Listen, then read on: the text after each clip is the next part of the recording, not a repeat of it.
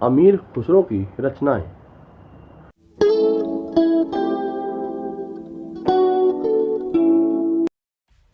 Subscribe कीजिए हमारे channel को और बेल आइकॉन को दबाइए हमारी लेटेस्ट वीडियो सबसे पहले देखने के लिए। दिल्ली सल्तनत कालीन अन्य लेखकों में अमीर खुसरो का नाम सर्वाधिक उल्लेखनीय है। उनका जबकि सही अर्थों में वह इतिहासकार नहीं थे। उनका जन्म 1253 ईस्वी के बाद परिवार में पैदा हुए थे, जिसका कई पीढ़ियों से राज दरबार से घनिष्ठ संबंध था। वह एक ऐसे खानदान में पैदा हुआ था जलालुद्दीन खिलजी, अलाउद्दीन खिलजी, मुबारक शाह व गयासुद्दीन तुगलक के अंतर्गत शाही सेवा में रहे। विशेष रूप से अमीर खुसरो सूफियों निजामुद्दीन औलिया के काफ़ी नज़दीक थे और उन्होंने अपने काव्य व संगीत के माध्यम से भारत की सूफी संस्कृति के निर्माण में महान योगदान दिया था। चलिए चर्चा करते हैं अमीर खुसरो द्वारा रचित ग्रंथ किताबों के बारे में। अमीर खुसरो का झुकाव। इतिहास लिखना अमीर खुसरो की मूल चिंता नहीं थी, इसलिए सच पूछा जाए तो एक इतिहासकार के रूप में उनका मूल्यांकन नहीं किया जाता। इस प्रकार की सभी कृतियां, परंतु अपनी कविताओं में उन्होंने प्राय ऐतिहासिक विषयों को लिया है। हो सकता है रचनाएं सन 1289 से 1325 के बीच रची गई थी। इनमें से कुछ की रचना के लिए उनसे खास तौर पर कहा गया था, जबकि कुछ अन्य उन्होंने अपने शाही रक्षकों को खुश करने के लिए लिखी थी। वह निष्पक्ष इतिहासकार नहीं थे। अमीर खुसरो की किताबें। किरान सादेन उस ऐतिहासिक विषय को लेकर उसकी पहली रचना है किरान सादेन उस, जो उन्होंने 1289 में लिखी थी और उसके बाद उसके बेटे इसमें बुगरा खां इसमें दिल्ली केकूबाद के मिलन का वर्णन है। उसकी इमारतों, शाही दरबार, अमीरों और अफसरों के सामाजिक जीवन के विषय में दिलचस्प विवरण दिए गए हैं। इस रचना द्वारा उन्होंने मंगोलों के प्रति अपनी घृणा भी प्रकट की है। मिफ्ताह उन्होंने फुतूह की रचना 1291 ईस्वी में की।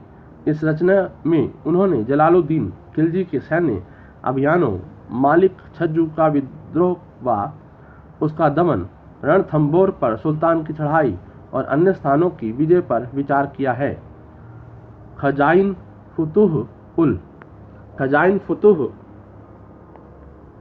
उल, जिसे तारीख जाता है अलाई के नाम से भी जाना है, अलाउद्दीन खिलजी के शासनकाल के पहले 15 वर्षों का चाटुकारिता पूर्ण विवरण है। यद्यपि यह रचना मूलतः साहित्यिक है, परंतु फिर भी इसका अपना महत्व है, क्योंकि अलाउद्दीन खिलजी का इस समसामयिक विवरण केवल इसी पुस्तक में मिलता है। इसमें उन्होंने अलाउद्दीन खिलजी द्वारा गुजरात, चित्तौड़, मालवा और वारंगल की विजय के विषय में लिखा है।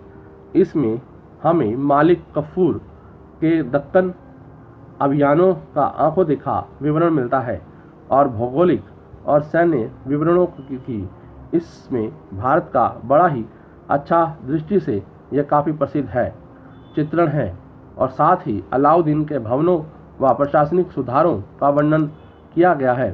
परंतु अलाउद्दीन खिलजी के शासनकाल पर विचार करते समय उनकी दृष्टि आलोचनात्मक नहीं रही है। आशिका। अमीर खुसरो की एक अन्य रचना आशिका का संबंध गुजरात के राजकरण की पुत्री देवल रानी और अलाउद्दीन के पुत्र खिजव खां की प्रेम कथा से है। साथ ही उन्होंने विभिन्न क्षेत्रों की स्थलाकृति, इसमें अलाउद्दीन के गुजरात व आलवा विजय के बारे में चर्चा की गई है, का वर्णन भी किया है। इसमें वह मंगोलों द्वारा स्वयं अपने कैद किए जाने की चर्चा भी करते हैं।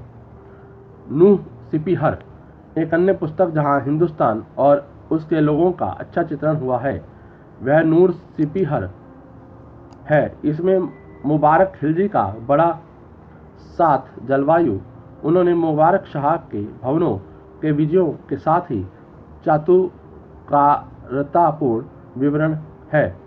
सब्जियों, फलों, भाषाओं, दर्शन, जीवन जैसे विषयों पर विचार किया है। इसमें तत्कालीन सामाजिक स्थिति का बड़ा ही जीवन चित्रण देखने को मिलता है। तुगलकनामा खुसरो की अंतिम ऐतिहासिक मसनवी है। तुगलकनामा पूरी कहानी को, इसमें खुसरो शाह के विरुद्ध गयासुद्दीन तुगलक की विजय का चित्रण है, धार्मिक रंग में प्रस्तुत किया गया है। इसमें गयासुद्दीन सत तत्वों का प्रतीक है और उसे असत तत्वों के अमीर खुसरो शाह के साथ संघर्ष करते दिखाया गया है। अमीर खुसरो का एक मजबूत पहलू यह है कि उन्होंने बहुत सी तिथियां दी हैं और उनके द्वारा दिया गया कालक्रम बरनी की उपेक्षा कहीं अधिक विश्वसनीय है। उनकी रचनाएं तत्कालीन सामाजिक स्थितियों पर ही भी काफ़ी प्रकाश डालती हैं और यह एक ऐसा क्षेत्र है जिसकी और उस समय के अन्य इतिहासकारों का खास ध्यान नहीं गया था।